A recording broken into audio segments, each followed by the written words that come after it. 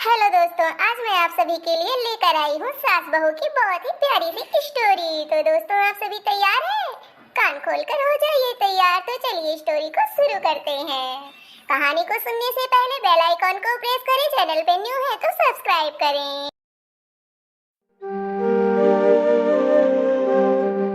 छोटे से गांव में बहुत ही प्यारे से घर में एक सास और बहू रहती थी।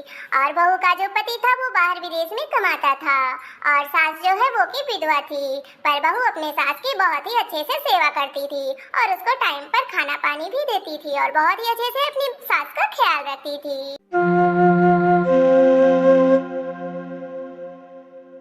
तो एक दिन अचानक से क्या हुआ, बहू ने समोसा बनाया हुआ था। तो चलिए देखते हैं कि सास ने क्या बोला। अरे बहू, आज तो तूने मेरा मन ही खुश कर दिया। इतना अच्छा समोसा बनाया, मैंने कभी सोचा भी नहीं था कि मेरी शहर की बहू है और इसको खाना बनाना भी नहीं आता था। और आज मेरी बहू ने इतने अच्छे समोसे बनाए हैं। वाह वाह, लाजवाब समोसे हैं। मैं खुश हो गई, मेरी बहू इतने अच्छे अच्छे पकवान बनाना सीख गई। तभी बहू बोलती है, ओके मम्मी जी ओके, आप मेरा इतना जो ख्याल रखती हैं, आप मुझको अपनी माँ जैसा प्यार देती हैं, तो मैं कैसे नहीं सीख पाऊंगी। आपने ही तो मुझे सिखाया है इतने अच्छे से खाना बनाना। मायके में तो मुझे कुछ भी नहीं आता था, यहाँ आके आपका इतना अच्छा सा प्यार मिला, मैं अपनी मम्मी को भूल गई। तभी दोस्तों, एक दिन अचानक से क्या होता है, 1 महीने बाद उसकी ननद आती है।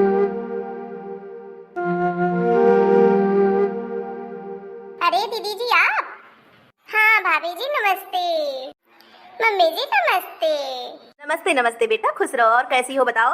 मम्मी जी मैं तो बिल्कुल ठीक हूँ, आप कैसी हैं आप बताइए। बेटा मैं भी बिल्कुल ठीक हूँ, चलो बैठो। ओके मम्मी जी। हाय हेलो करने के बाद वो माँ बेटी बैठ करके बातें करने लगते हैं और तभी यहाँ पर भाभी चली जाती है पानी लेने के लिए। तभी भाभी यहाँ पे आ जाती है पानी लेकर के। लीजिए दीदी जी पानी पी लीजिए। ठीक है भाभी जी मैं पी लेती हूँ। तभी बहू अपनी सास से पूछने लगती है कि मम्मी जी मैं दीदी जी के लिए क्या क्या खाना बनाऊं, दीदी जी को कौन सा खाना पसंद है। मम्मी जी मैं दीदी के लिए क्या खाना बनाऊं, दीदी को क्या पसंद है। बहू, जो तेरा और तेरी ननद का खाने का मन करे वो बना ले। जो तुम दोनों खा लोगी वही मैं भी खा लूंगी। ओके मम्मी जी, तो फिर मैं चलती हूँ, खाना फटाफट से बना लेती हूँ क्योंकि दीदी जी को भूख लगी होगी उतनी दूर से जो आई हैं।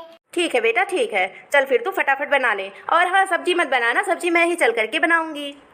तभी यहाँ पर सास बहू का प्यार देख करके ननद को बहुत ही जलन फील होती है और तभी वो बोल उठती है, ओह माय गॉड, मेरी मम्मी मेरी भाभी से इतना ज्यादा प्यार करने लगी, मुझे भूल गई विदा करके। अब तो कुछ न कुछ करना ही पड़ेगा, इस खुरापाते दिमाग को चलाना ही पड़ेगा। और तभी बहू वहाँ से उठ करके चली जाती है। तब ननद सोचती है कि यही अच्छा मौका है, यहीं पर मुझे अपनी माँ का दिमाग फेल करना होगा। वो इतना कुछ सोच ही रही थी कि क्या करूं, तभी उसकी माँ बोल उठती है, बेटा चल घर में ही बैठेंगे और वैसे ही बहू के साथ हम सब्जी भी बना लेंगे और तीनों अच्छे से बात भी करेंगे और उसका खाना भी बन जाएगा, वो अकेली बोर नहीं होगी। तब तो ननद को और ज्यादा गुस्सा आने लगता है अपनी माँ पर और वो आओ देखती ना था और झट से उठ करके खड़ी हो जाती है। मम्मी आप मुझे भूल गई क्या? मैं आपकी बेटी हूँ, आपने मुझे पैदा किया है और आप भाभी से इतना ज्यादा प्यार करने लगी। अभी तो उन्हें साल भर भी नहीं आए हुआ और आप मुझे भूल गई। आप अपनी सगी बेटी को भूल करके और पराई बेटी से इतना प्यार कर रही हैं। तब उसकी माँ उसको बहुत ही प्यार से बोलती है, अरे बेटा ऐसे नहीं कहते हैं, थोड़ा ठंडे दिमाग से सोच। वो भी पराई नहीं है, वो तेरी भाभी है, वो भी मेरी बेटी ही हुई। तेरे भाई की बीबी है, तेरे भाई को मैंने जन्म दिया है तो वो भी मेरी बेटी ही तो हुई। एक माँ छोड़ करके आई है और एक माँ पाई है, तो ऐसे अगर उसके साथ करेंगे तो वो किस तरीके से फिर ससुराल में रहेगी। अरे मम्मी आप जिस तरीके से भाभी को प्यार कर रही हैं, इस तरीके से मुझे मेरे ससुराल में प्यार नहीं मिलता है। तो मैं नहीं सोचती कि सास को इतना ज्यादा प्यार दुलार दे करके और सर पे चढ़ा लेना चाहिए, मेरी सास तो ऐसे नहीं करती है। तभी उसकी माँ फिर दोबारा से बोल उठती है, बेटा ऐसे नहीं करते हैं कि जैसी आपकी सास नहीं करती वैसे मैं भी ना करूं, ऐसे नहीं होता है बेटा। तभी ननद गुस्से से झल्ला उठती है, नहीं मम्मी आप अच्छे से सोच समझ लीजिए, आप कहीं ना कहीं बहुत ही गलत कर रही हैं। अगर आप ऐसे ही करेंगी ना और इसी तरीके से उसको प्यार देंगी ना तो वो आपके सर पे चढ़ जाएगी और एक दिन आपके लिए ये बहुत ही बुरा होगा।